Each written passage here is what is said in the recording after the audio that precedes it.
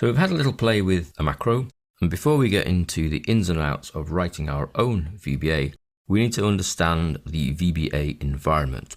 So this, in our case, is the Visual Basic Editor. Now, you cannot open the Visual Basic Editor without Excel being open. It works with it, it's part of it really. But we can move from Excel to the Visual Basic Editor very quickly and very smoothly. And that is either from the Developer ribbon choosing Visual Basic, and that will take you in the Visual Basic Editor, or we can use the keyboard shortcut of Alt F11, which effectively does the same thing. Brings up the Visual Basic Editor. Once it's open, you can go back to Excel choosing the Excel icon here, or the same keyboard shortcut again, Alt F11. Now inside the Visual Basic Editor, we have the project window, that's here. You can see we have two projects at the moment. There's a solver one which is loaded really in the background. The one I'm interested in here is the VBA project book one. That's the file I currently have open. And within that file, we have a separate sheet for each sheet within the workbook. So I've got 3 sheets, so 3 sheets there. And then there is a global sheet for this workbook. Now, this grey area here is the code window, and the bulk of our code will be written and stored inside modules. We currently don't have a module. Now, we can either insert a module, as we will do now, by going to Insert a Module.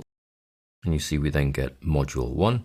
Or, when you create your first macro, the VBA creates Module 1 for you anyway to store the macro in. This window here is the window you'll be doing most of your work in. This is the code window. We have a window below here called the immediate window. This is for testing code. If the immediate window is not open, you can activate it from View, Immediate Window, and you'll see there's a keyboard shortcut there of Ctrl-G. So if I were to turn this off, because it's just a little mini window, I can bring it back by doing View, Immediate Window. And its default location is there at the bottom. The Properties window here shows you the properties for the selected item. So if I select Sheet 1, I get a list of properties for Sheet 1, Sheet 2, Sheet 3, the workbook, and then Module 1 you'll find has no properties. So it's each of the Excel objects that have the properties. Just like pretty much any program, we have a menu bar which runs from File to Help, and you'll see that as you hover over each of them, you have various options which we will look at as we come across their requirements. And then there are your standard toolbar icons, which, like most applications, are effectively shortcuts for items that are available in the menu anyway. So we have a menu bar and toolbar, project window, properties window, code window, the most important one, and immediate window. Now there are other windows that we will look at, but these are the main 4 that we'll be using throughout our VBA experience in Excel. Now, as well as being able to insert a module from Insert and Module, we can also remove modules at any time by right-clicking and Remove, or File and Remove. Be careful when removing modules that you don't actually lose any code that you wanted. You can export modules for use in other applications, so we can go right-click Export, and that will export all the code in this particular module to be saved in a separate text file that you can then import into other Excel projects. So that's quite useful if you're swapping code between applications, or if you want to effectively save a backup of your code. It's a good way of doing it. So let's export file, choose where you'd like to save it, and you see it saves it as a basic file. It's called it the same name, module 1, but you can call it anything you like. And you can do the same for import. Import the file and go and import the code for a new module.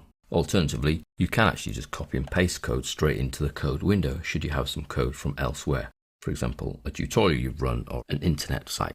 Now the VB editor has a number of options that are customizable. These are accessible from Tools and Options. Now we won't dig into what each of these do, but they are helpful and they ought to all be on in the editor window here. There is one missing, and that's Require Variable Declaration. I personally would have that ticked and then OK. And then what you'll find in every new module from now on, so I insert a new module, we get option explicit, which means that every variable, and we'll cover those shortly, has to be defined before you can use it. Without that on, you can start to use variables without defining them, and that can get quite messy when you're creating your code. So it's an option that I personally would suggest is on. So that's Tools, Options, and the little tick in Require Variable Declaration. All the other ticks are on, and all the other ticks are extremely useful, so we leave them in place. That goes for the editor format, where you can actually change the typeface of here if you like, so the code that will appear. But again, personally I leave that as the default, but you can customize. General, we've got a grid, tooltips, etc. And then docking shows the windows that we're going to have, which is the immediate window, project explorer, properties, and the code window here are all dockable. We don't have the locals window or the watch window open, but we will see those later, and you'll find that they just dock in place when we choose them. And the main bit really is to put the tick in here, require variable declaration.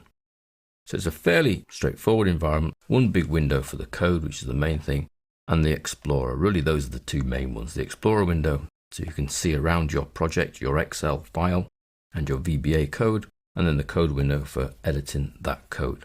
On the title bar, you'll see which module you're currently looking at. I'm looking at module 2. If I double click module 1, I'll be looking at module 1.